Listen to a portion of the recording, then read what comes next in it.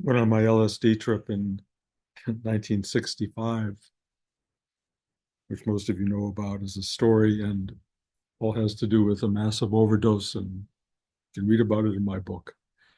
But one of the key elements that occurred as the LSD started to have unbelievable effect was this rising up in my brain of, oh, this again, oh, this again, as though it was unbelievably familiar,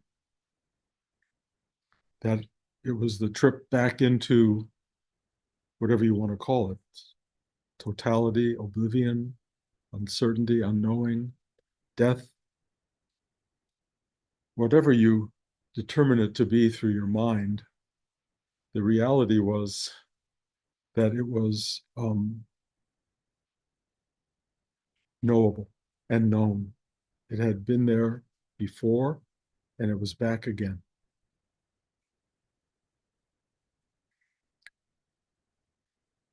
That experience of, oh, this again, started to reoccur as my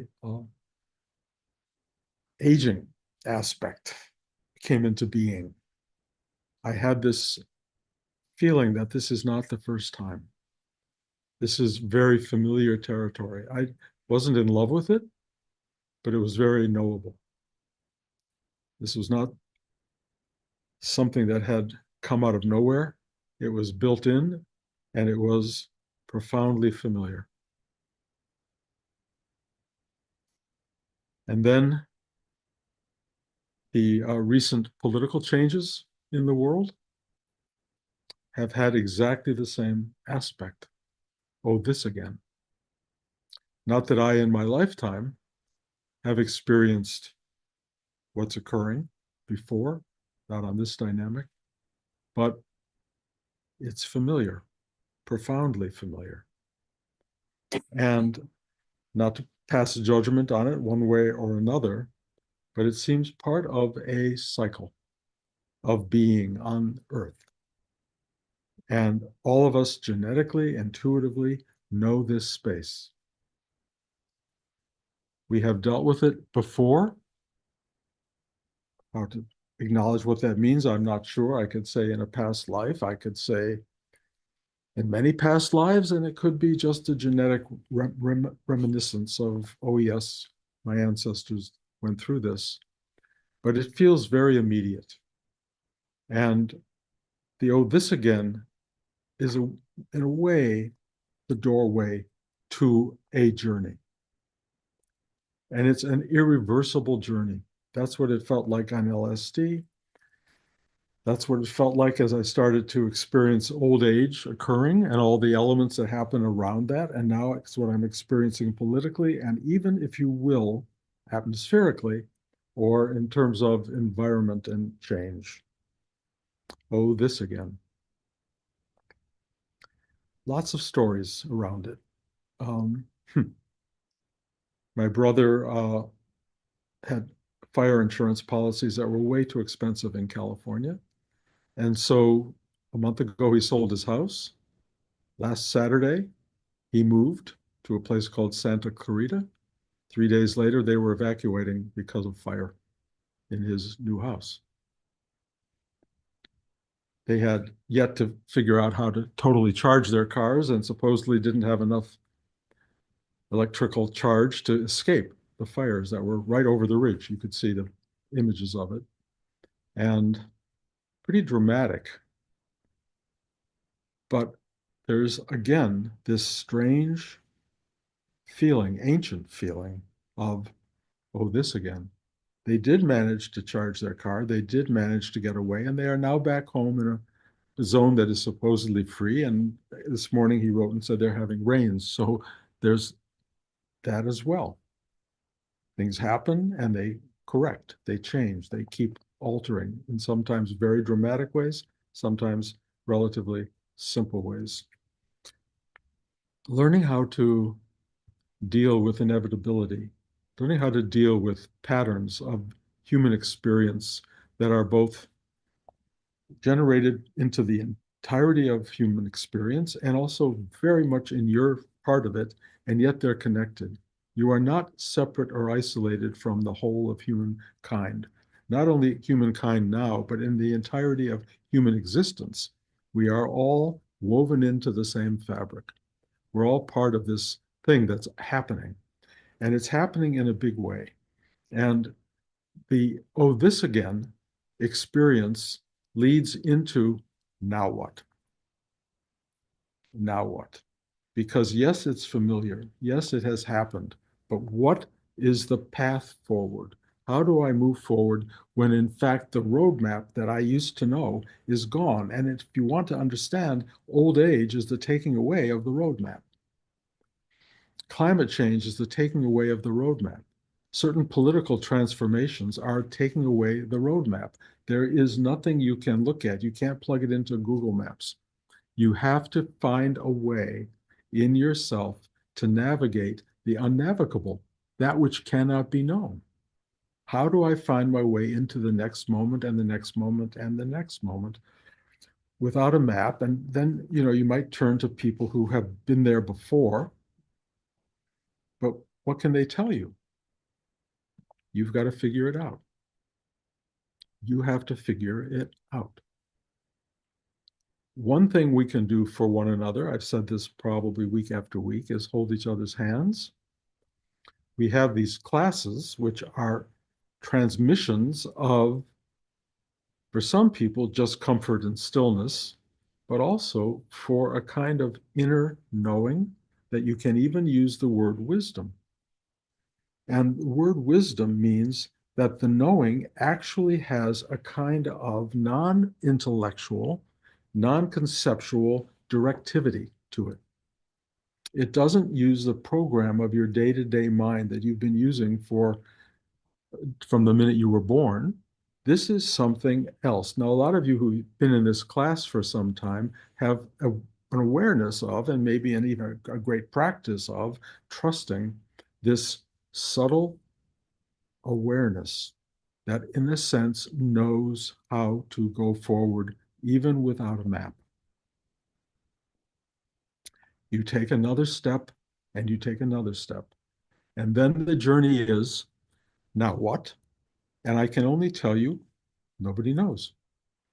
But there is a simple version of handling this, and that is take a breath and ask for help. And help for what? Rudy would say surrender, meaning accept this moment of your journey without knowing. Just accept the truth of it, the dynamic of it, the reality of it. And then to add to that equation, there is this experience of reactivity to that moment. And that reactivity is a program. And it's a program that was set up by your parents and their parents and their parents' parents and fed into the system over the course of massive time. And it's part of the oh, that again, or oh, this again. It's built in, it's familiar. This is your reaction. This is how I react. So when things change in a dramatic way, maybe a way that you think is not going to be good for you or frightening, what you do is you go, oh, oh, no, no, oh my God, what do I do? Crazy programming of fear, programming of uncertainty. There's a kind of a sense of deep despair because you don't know programmatically what to do.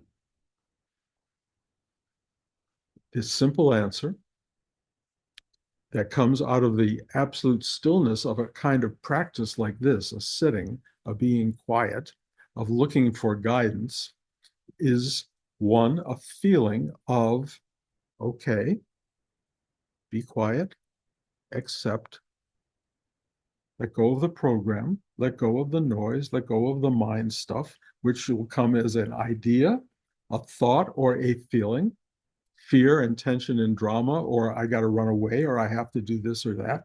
Just let it go for whatever amount of time you can and find the stillness. And what comes out of that is a kind of, okay. And what emerges beyond the okay, of this very moment is an acceptance of it and a new kind of reactivity, and a reactivity that doesn't feel programmed by the outside forces. It feels like it is guided by the, if you will, the genius of being. And it just says, be kind, be kind. I know I've said this now for a couple of years, and I know the Dalai Lama and go back to Buddha and Christ, etc. Not new, not new, but it's the best reactivity there is to the strangeness of environmental what upheaval, political upheaval, aging and bodily upheaval, all the stuff that is, oh, this again, because it's not new. And what can you do in that space? Well, you can greet it with a certain kind of thy will be done, a certain kind of acceptance, a certain kind of kindness. And the kindness is particularly effective when you are dealing with others, other people who may push all of your programming buttons. And every one of you has them. Some are harder to push than others, but most of us are like that, just quick little statement and your button is pushed. And you usually get defensive and angry and annoyed and protective and all the other stuff that you've been trained to do over the course of however many years. The trick is no to that. Nope, nope. Turn it around. Anger, kindness. Rebellion, kindness. Hostility, kindness. You go over and over and over, and it becomes the muscle of, Rudy would call it, spiritual work. Turning yourself into a spiritual entity, meaning that kindness and love and joy and gratitude and well-being gets turned into this progressive, beautiful statement that you can give back to the person who's pushing all your buttons. It's an amazing thing, because if you can do that, you become a living version of this dynamic energy of, oh, this again. You become a force field that absolutely transmits all of the stuff you're going through into a kind of acceptance and then a kind of help for others, a help for people around you who don't have that skill set. You become a gift to the others in your life. That's kind of what we're in training for. Most of us come here trying to get to be a gift to ourselves. We try to become somebody who can get beyond suffering and discomfort and fear and all the other stuff. And so we meditate with a purpose in mind. And that purpose in mind is me, happier than I was, more pain-free than I was, less suffering than I had. That's kind of most people's journey into the spiritual side of things. But actually, if you're really on a great spiritual journey, what starts to happen is the part of you that's wanting all that for itself starts to disintegrate, breaks apart, and yet what's left is this foundational radiance of being that serves others, that can allow you to be part of others. And if you can help the world, if you can really learn to go inside yourself and take care of the other through kindness and acceptance, you are saving them and you're saving yourself and you're saving the world all at the same time. Now, how do you save the world? There's an old adage, which I have always heard, was if you save one person, you save the world. I decided to check out the source of that. Where is it biblically? Where is it? I can't find it anywhere. Nowhere. If you guys know where that line comes from, let me know. A lot of teachings are out there. If you can convert one person, you save the world. That's not what we're talking about. We're talking about taking one person and holding their hand and giving them a path forward that they didn't have before. A singular being moving forward is a salvation for all of us. Just one person doing it. Which brings me, in a certain sense, to yesterday was, or 2 days ago, was Rudy's birthday. I sent a note out to everybody. And and I celebrate Rudy's birthday because he was the first person I ever met who actually saved people. He actually saved them. I mean, there are people who've been part of that process in the history of humankind, and we celebrate them. But this was the first one I met. And I went to Rudy, and he looked in my eyes, and something happened. Something was transmitted. You can call it love because that's what it kind of felt like, but it was so much more because when Rudy looked into my eyes, I fell on the floor like that. I had never had that happen before. All these tensions and all these programs that had been in my system for so many decades at that point blew apart. And I was like, and I did not sense I've been here before. It felt really new. The introduction to the infinite, to the cosmic, to the timeless, spaceless truth of being, which Rudy did for me, was not was not something I went, oh, this again. This was different. This was the door to liberation. And it was a door that felt new on levels that I cannot explain. It felt like the doorway to everything that human life had created to lead me into the next step of my journey. Why this person appeared in my life with this ability to do that, why this guy sitting over back here was able to do that. You know, there's stories and their books, and you can look at them. But the reality was there was somebody who transmitted something that was not, oh, this again. It was truly, truly new to the system.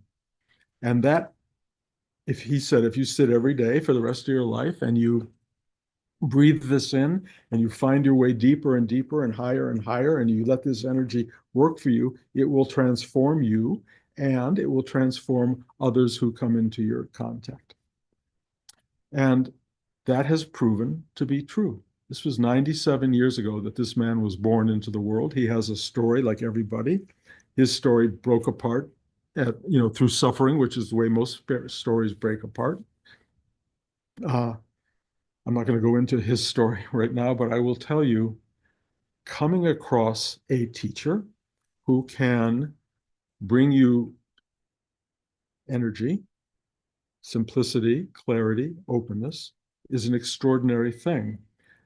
Rudy brought that into my life, into Blanche's life, into the life of many people around us, including you. He brought this energy into play. The people who transmit that energy, who have the ability to get out of the way, basically, and allow this flow to happen, are great gifts to the world. And also, what you discover, as I did in Rudy, it's not owned by them. It's not, look what I can do. It's look what is. Be part of what is. It takes away ego-minded self-centeredness. It really does. What it brings into play is this dynamic flow. When I, Bruce, or whatever, this energy sits with each one of you, that flow is happening. And it's not happening because of Bruce. It's happening because of Rudy and then Rudy's teacher. And it goes back and back in time and space. But it's not, oh, this again. It is the newness of a transformative experience that allows you to become free and help other people become free. You may not know how to do it exactly. You may not have the skill set, but trust me, your being and your presence filled with this energy will help people on this unbelievable journey that we're all on into something that promises to be what's given in the great old teachings: freedom, liberation, enlightenment, awakening. This is what we're doing. We're living in a time of great repetitive cycles of struggle and drama, uplift and terror, all of these things happening all the time around us. They've been doing this from the beginning of creation. It's uplift and destruction. It's heaven and hell. It's all good and evil. It's all of that stuff playing out. And yet, in the middle of it, somebody like a Rudy comes into your life, or a Nityananda, or someone who's got an ancient connection, and they just present you with an alternative to all of that, oh, this again. And that alternative is newness and liberation, radiance and freedom that is on the doorstep waiting for you, or it's in your heart waiting for you. It's in your gut. It's wherever it's resting, but it's there. Give it life. Bring it to life. Give it energy, and then let it emanate into the world around you. And if you save one other person, meaning if you communicate this to one other person, you're saving the world. You truly are. So I want to be here as a kind of acknowledgement and a celebratory person saying thank you to Rudy.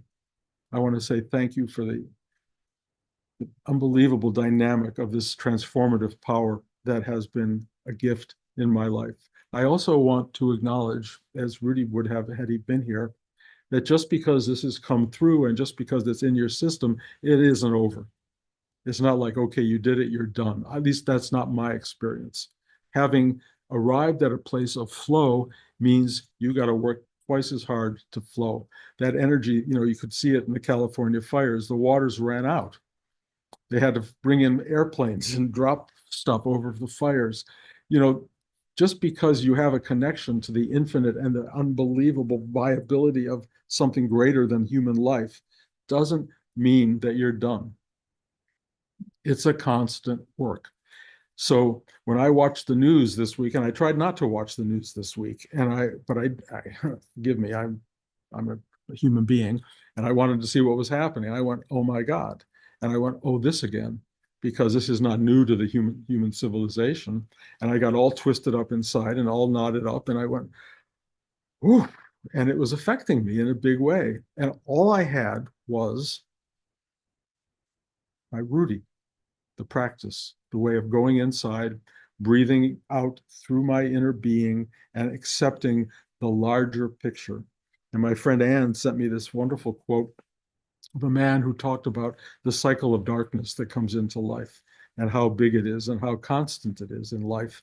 And in this circle of darkness, which is programmed into human experience, something potent happens. And it's like what happens when a seed goes underground into the darkness of the world.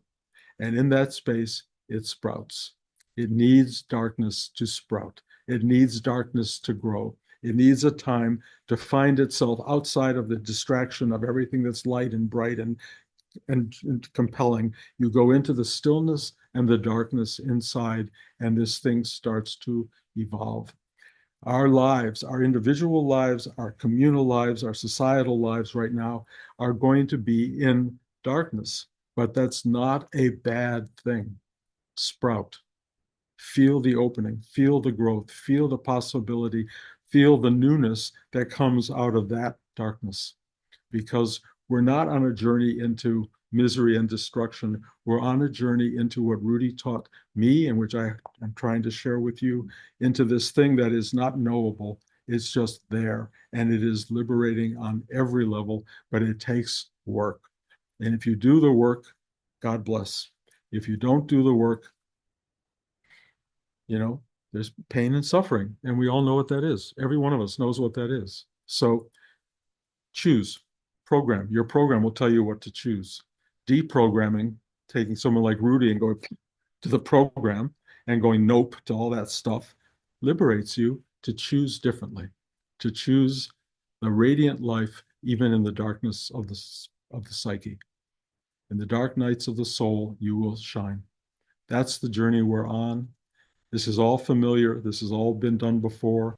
People have grown and transmitted themselves or transmuted themselves in the course of suffering into something greater. We're all on that journey together. Let's hold hands together. Let's do the work together and keep sitting here. And, and truly, if you get tired of these talks, and forgive me, I forgive you for that. Turn off the talk. Just do the sit. Just take the love. Just take the energy. Just take the dynamic of transference, because that's all that matters. This talk just goes into the programming anyway. What you really want is just the energetic, deep, deep being that is transformative and allows you to become a flower blooming on a dark night. I love you guys. I don't, like as you know, can talk for hours, but I'm going to stop.